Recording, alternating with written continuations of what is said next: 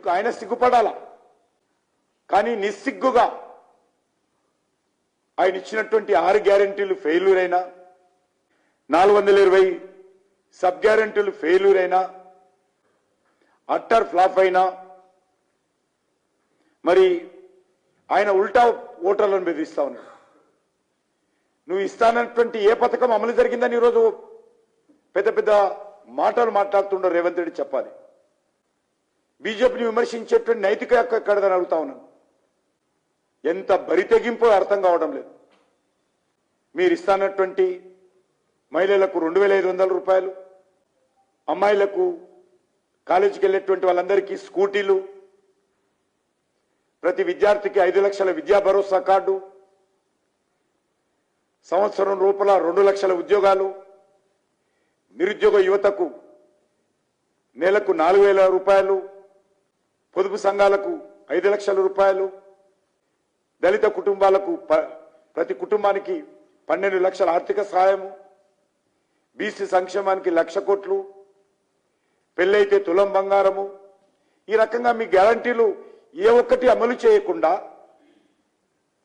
ఉల్టా ఈ పథకాలు రద్దు చేస్తానని చెప్పేటువంటి ధైర్యం ఈరోజు కాంగ్రెస్ పార్టీకి ఉందంటే కాంగ్రెస్ పార్టీ యొక్క నిజ స్వరూపం ఏంటో అర్థం చేసుకోవాల్సినటువంటి అవసరం ఉంది. ఢిల్లీలో ఉన్నాడు ఆయన బడేమియా రాహుల్ గాంధీ, గల్లీలో చోటేమియా రేవంత్ రెడ్డి. రెండే. ఆర్మీ అంటే వీళ్లకు చిన్న చూపు, చులకన భావము. ఎప్పుడు ఆర్మీని కించపరిచేటువంటి ప్రయత్నము మన తెలంగాణ నుంచి జరిగింది. గతంలో ముఖ్యమంత్రిగా ఉన్నటువంటి కేసీఆర్ కూడా ఇదే విధంగా మాట్లాడేటువంటి వారు. నిన్న ముఖ్యమంత్రి మాట్లాడుతూ పాకిస్తానుడు ముడ్డు మీద దంతే, ఎవరి ముడ్డు మీద దన్నిరో చెప్పాలి ఈరోజు రేవంత్ రెడ్డి, రాహుల్ గాంధీ.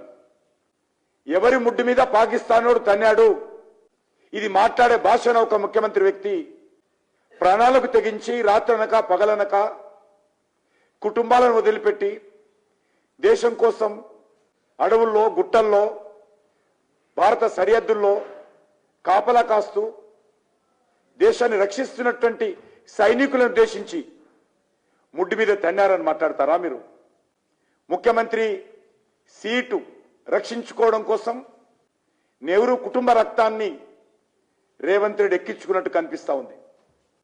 రాహుల్ గాంధీ ఆలోచనలతో రేవంత్ రెడ్డి మాట్లాడితే ముఖ్యమంత్రి సీటు సేఫ్ అనుకుంటున్నాడు ఆయన. ఇది చాలా విచారకరం.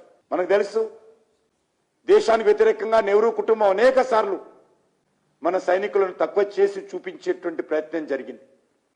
ఆర్మీని కానీ దేశ సైనికులు కానీ గౌరవించుకోవడంలో కాంగ్రెస్ పార్టీ నిబద్ధతతో వేరించలేదు. తమ అవకాశవాద రాజకీయాల కోసం, అంతర్జాతీయ మెప్పు కోసం భారతీయ ఆర్మీని కాంగ్రెస్ పార్టీ అనేక సార్లు అవమానం చేసింది. 2020లో గల్వాన్లో కూడా చైనాతో జరిగినటువంటి ఘర్షణలో చైనా బలగాలు భారత ఆర్మీని చితగొట్టాయని చెప్పి రాహుల్ గాంధీ మాట్లాడాడు. ఇలాంటి చెత్త వాక్యాలను సుప్రీంకోర్టు కూడా అభ్యంతరం వ్యక్తం చేసిన విషయాన్ని మనం చేస్తా ఉన్నాం. గతంలో కూడా బాలకోట్ ఎయిర్ స్ట్రైక్ జరిగితే రాహుల్ గాంధీ సాక్ష్యాలు కావాలన్నాడు.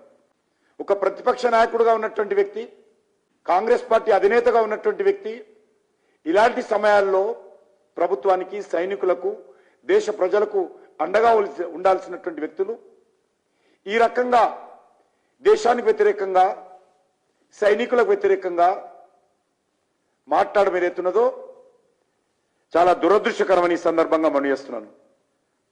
రేవంత్ రెడ్డి బేషరతుగా ఆయన నిన్న చేసినటువంటి ప్రకటనను మన సైనికులకు, దేశ ప్రజలకు క్షమాపణ చెప్పాల్సిందిగా నేను ఈ సందర్భంగా డిమాండ్ చేస్తా ఉన్నాను.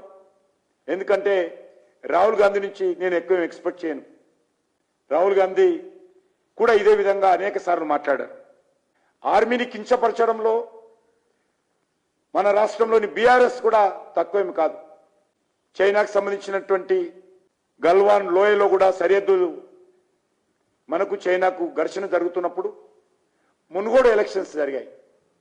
అప్పుడు కూడా ఆనాటి ముఖ్యమంత్రి కేసీఆర్ కూడా చెత్త వ్యాఖ్యలు చేశాడు. రేవంత్ రెడ్డి ఇప్పుడు ఏ రకంగా వ్యాఖ్యలు చేశాడో ఆయన కూడా అప్పుడు చెత్త వ్యాఖ్యలు చేశాడు. ఈరోజు ఈ యొక్క హైదరాబాద్ నగరంలో జరుగుతున్నటువంటి ఎన్నికల్లో హైదరాబాద్ అంటే హైటెక్ సిటీ కాదు. హైటెక్ సిటీ కాకుండా అనేక బస్తీలు ఉన్నాయి, అనేక ఏరియాలు ఉన్నాయి. రోడ్లు వేసి రోడ్ల మీద రంగులు వేసి హైటెక్ సిటీలో ఇది హైదరాబాదు ఇంటర్నేషనల్ సిటీ అంటే హైదరాబాద్ ప్రజలకు మేలు జరగదు. అనేక ప్రాంతాలు, ఇతర ప్రాంతాలు ఉన్నాయి. హైదరాబాద్ సరౌండింగ్ అనేకమైనటువంటి కొత్త కాలనీలు వెలిశాయి. హైదరాబాద్లో అనేక రకాల బస్తీలు, కాలనీలు, కనీసము సంవత్సరం పైగా వీధి లైట్లు వెలగనటువంటి వేలాది బస్తీలు హైదరాబాద్లో ఉన్నాయి. లక్షలాది లైట్లు హైదరాబాద్లో వెలగడం లేదు. మీరు భారతీయ జనతా పార్టీని విమర్శించడం కానీ దృష్టి పెట్టేటువంటి కంటే ముందు కనీసము రేవంత్ రెడ్డి గారు వీధి లైట్లైనా వెలిగించి ఓట్లడుగు. రోడ్ల మీద ఉన్నటువంటి డ్రైనేజ్ ఎయిర్లై పారుతా ఉంది, డ్రైనేజీనైనా ఆపి ఓట్లడుగు. గుంతలు పడ్డటువంటి రోడ్లు నడవలేక దుర్భర పరిస్థితుల్లో నరకం అనుభవిస్తున్నారు ప్రజలు. ఆ రోడ్లన్నా మరమ్మతులు చేయించు. తాగునీటిలో కలుషితమైనటువంటి నీరు వస్తా ఉంది, కనీసం తాగునీరైనా స్వచ్ఛంగా ఇవ్వాలి.